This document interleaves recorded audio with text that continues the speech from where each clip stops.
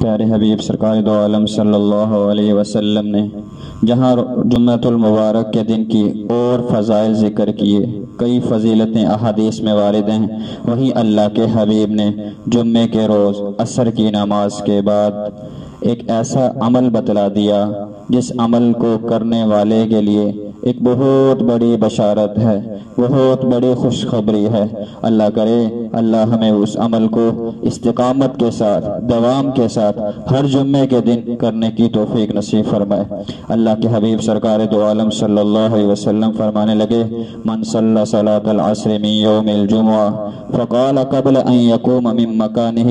اللہم صلی علی محمد النبی الامی وعلی آلہ وسلم تسلیما 80 مرة غفرت له ذنوب 80 عاما وکتبت له عبادت 80 سنة۔ سبحان اللہ، کیا کہنے اللہ کے نبی کے پاک ارشاد کے۔ فرمایا جس انسان نے، جس شخص نے، جس مسلمان نے جمعے کے روز عصر کی نماز کے بعد اپنی جگہ سے اٹھنے سے پہلے یہ درود پڑھ لیا، اللہم صلی علی محمد النبی الامی وعلی آلہ وسلم تسلیما، اللہ اس کے 80 سال کے گناہوں کو معاف فرما دیتے ہیں اور اللہ اس کے حصے میں، اس کے کھاتے میں، اس کے نامہ اعمال میں 80 سال کی عبادت کا ثواب لکھ دیتے ہیں۔ سبحان اللہ، کیا کہنے اللہ کے حبیب کے، اتنے فضائل سے امت کو نواز کر چلے گئے، اتنے نیک اعمال بتلائے۔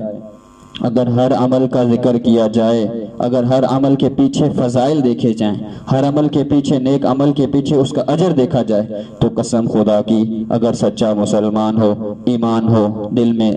دینی جذبہ ہو، اہمیت ہو، دین کی حقانیت ہو، اللہ کے نبی کے فرمان کی حقانیت ہو، وہ ایسے عمل کو، ایسے اعمال کو کبھی چھوڑ ہی نہیں سکتا،